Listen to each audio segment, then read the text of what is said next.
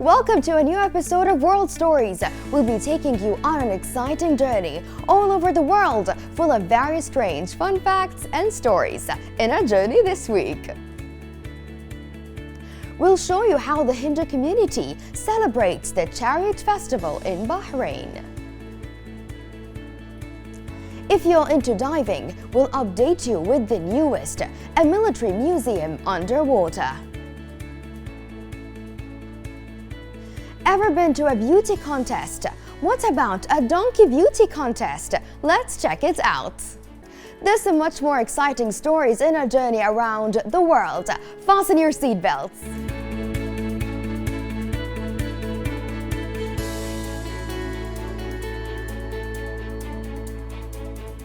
Millions of people go to watch one of India's biggest religious festivals, called the Ratha Yatra or Chariot Festival, where 3 Hindu gods are taken out of their temples in a colorful procession, sweeping the road with a golden mop, and 3 massive 18-wheeled chariots make their way through massive crowds. Their chariots, which are mini architectural marvels, are constructed over 42 days from over 4,000 pieces of wood by the only family that has the hereditary rights to make them. The 200-year-old Sri Krishna Hindu temple in Manama, the Little India in the heart of Bahrain, attracted 3,500 devotees to celebrate this special festival with the same rituals on a smaller scale, of course.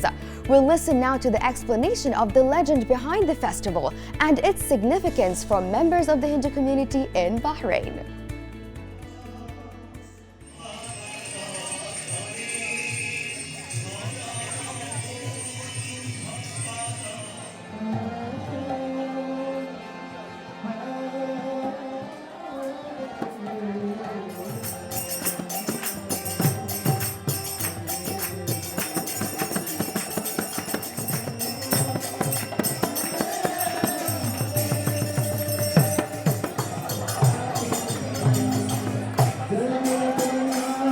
Religious tolerance. I have never seen in other countries just like here, because every religious people they can enjoy, they can worship their beliefs here.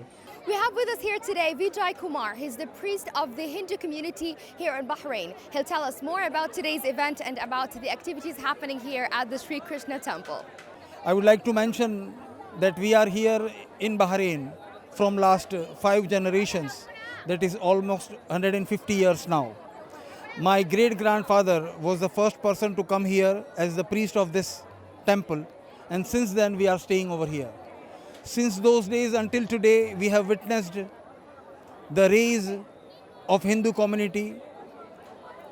The Hindu community at present in Bahrain is almost 10% of the total population.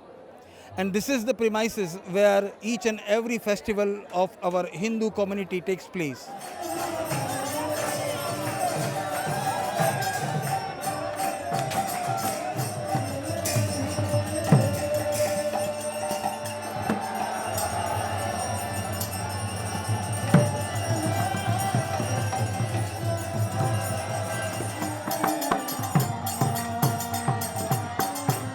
My name is actually Suresh Idya, but we are a spiritual organization. So when we commit in this organization, we are given spiritual names. That is Sumadura Chaitanya Das. That means we become the servants of God. So that's our first. So in this organization, everybody comes in the mood of serving God. That means in a higher level of consciousness, we have to serve the whole mankind. When we serve the mankind, it is as good as we are pleasing the Lord by our service. So that is our organization. So today is a very special day because today is the day when we celebrate that the Lord is coming out of the temple to give His blessing to all His devotees. And every year He comes out once in a year and He gives darshan, means He appears in front of all His devotees to bless them. So basically it is a function of peace and harmony. So all are together. It is not only for human being, it is for all, for the entire universe. Whether he is animal, he is bird, he or she is bird or human being, for everybody this function is.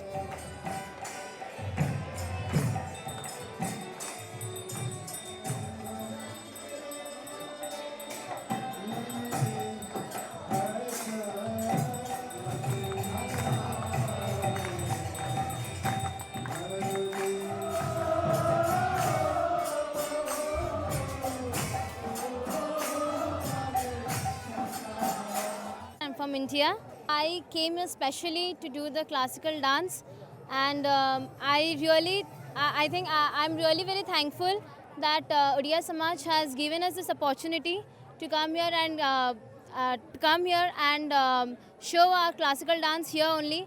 And I want to say that Bahrain is a very beautiful space. Bahrain for us is an amazing country where we can express worship freely, have so many intercultural, we all come from different backgrounds. And we're celebrating a very big festival in India. It's like a huge festival. And we're having a small miniature, replica of what we do actually in India. And it's so well received by everybody in Bahrain. So we're really, really grateful to the country and we love it in every way. If we saw Lord Jagannath in the Rath, then we will not get birth again. I see many nice things in Bahrain, and I also enjoy festivals in Bahrain. I love Bahrain.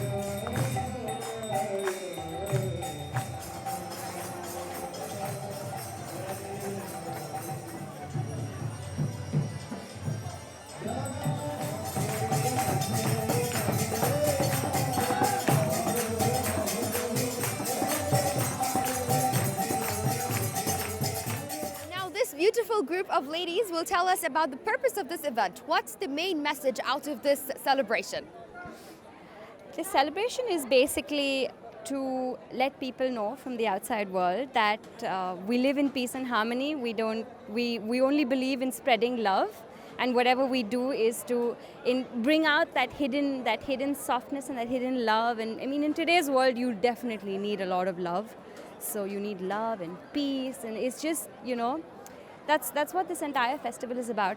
Mercy, sympathy, empathy, give to one another, and just, spread happiness. I mean, that's basically what this is about. What do you think? Yes, it's to promote peace and harmony amongst everyone, from small age to big people. Everyone is over here and enjoying singing, dancing. So that's the message about this. I think the same, that here everyone has like different cultures, and we're just showing everyone how our culture is and how other country is. And you, what are you enjoying tonight? The dance and the songs, everything. So we love praising our Lord, and we love what we are. It's like a small India to us. There's amazing music, so we could dance to it, and there's good food, so enjoying eating all the time. So yeah, that's it. And you? Yeah, it's the same thing. It's kirtan, dancing, and having food. So kirtan is the music she spoke about. So it's all the thing we are enjoying here right now. Okay, and you? It's one of the major festivals in our religion, and it brings all of us together. So that's one of the best things. And we chant, we dance, and we honor food. Here the devotees prepare the food in the temple itself, and then we have only vegetarian food, and it's offered to the Lord, and then we consume it. So this is a very special moment for us. So Bahrain's always been home away from home. So this festival is a testament to the fact that Bahrain indeed is our home, like miles away. So we never feel like we're outside India. We always feel like we belong here.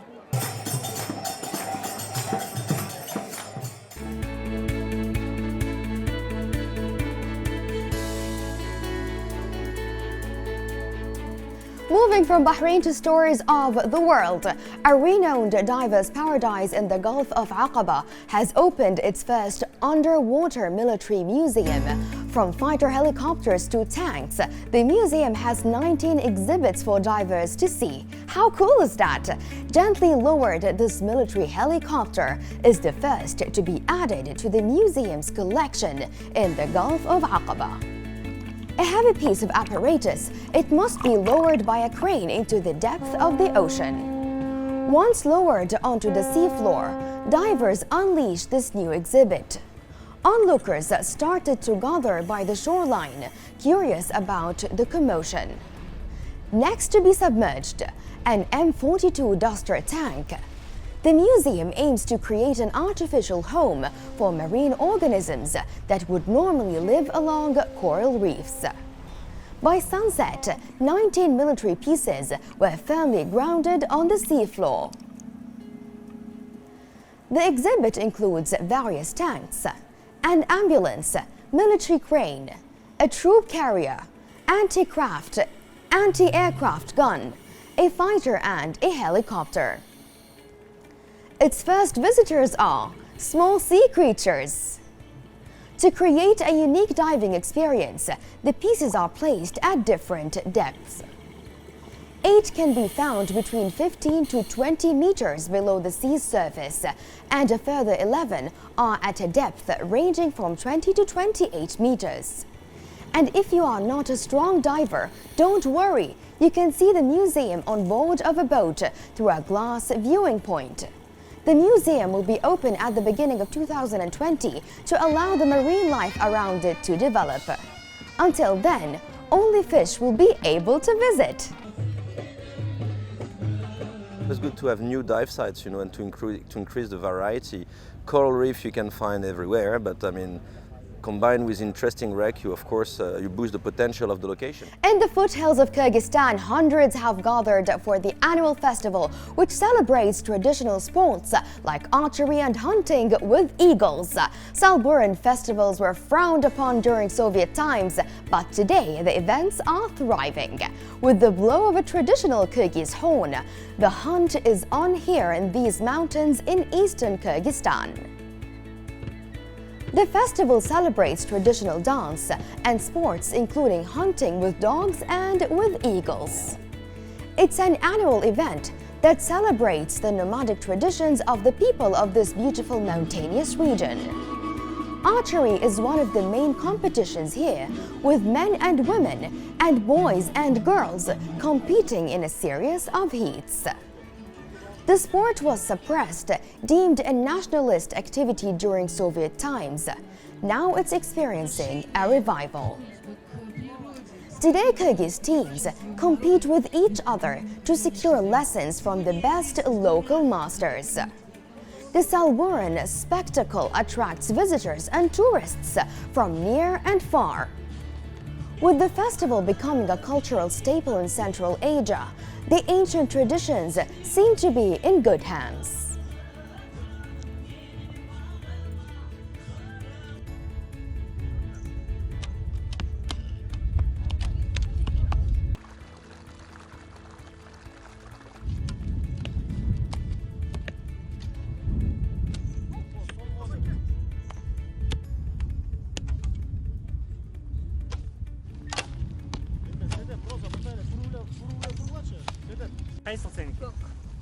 Cook.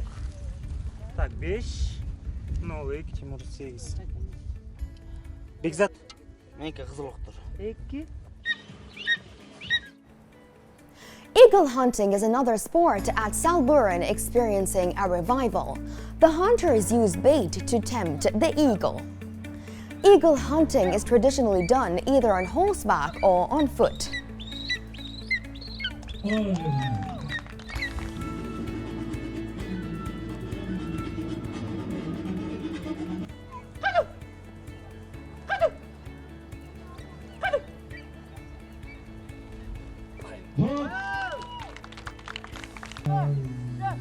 Another sport is hunting with unique Taigan dogs, a breed similar to greyhounds. The dogs are the people of this region's traditional companions.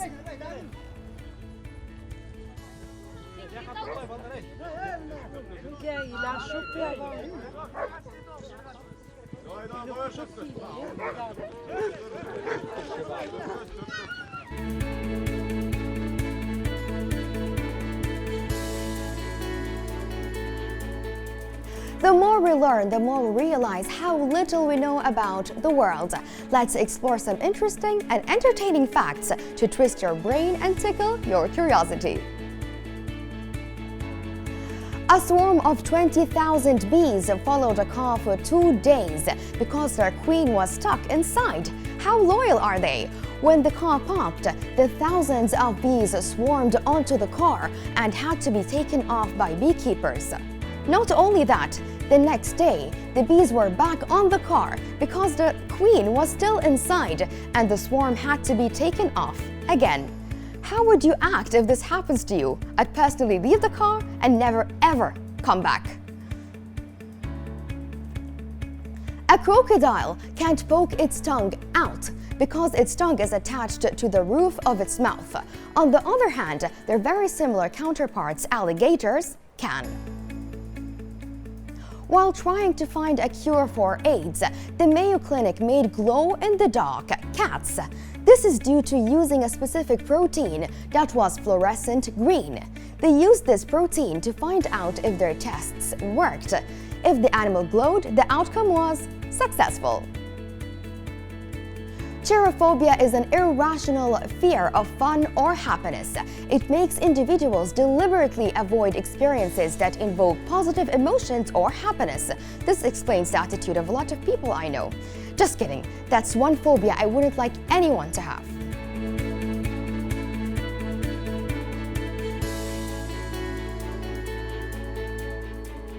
A remote monastery on a tiny island in the middle of Russian Lake is being rebuilt by volunteers who parachute onto the island each year.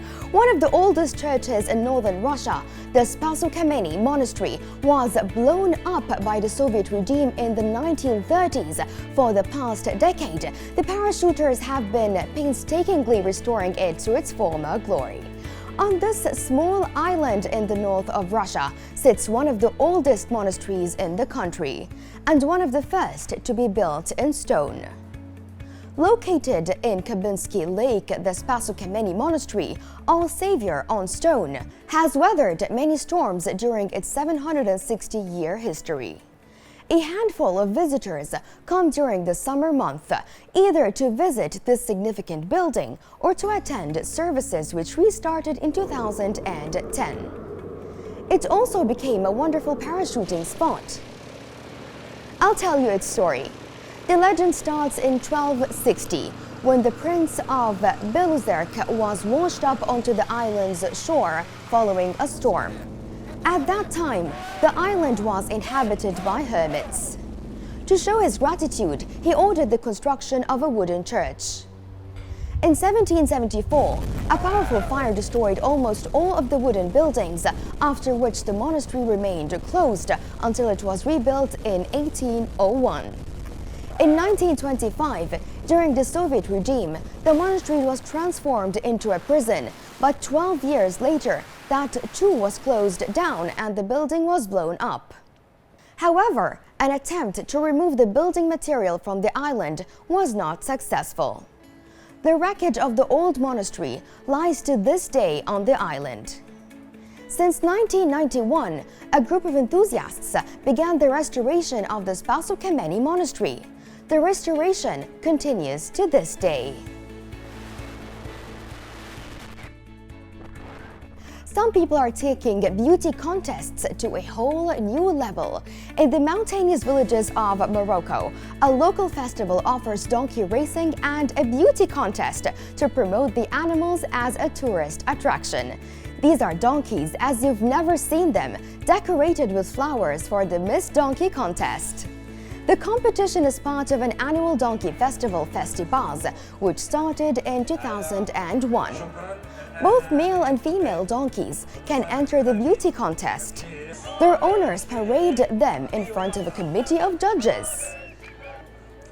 The animals are judged on their appearance, their decoration, and their behavior with their owners.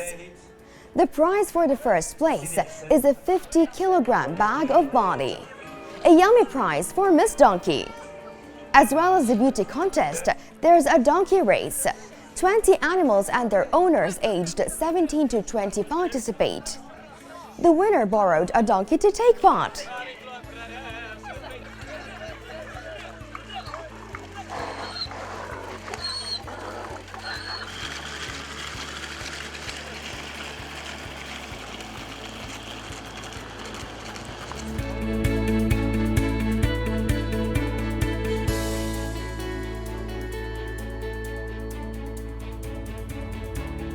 Life is too short to stare at boring walls, isn't it?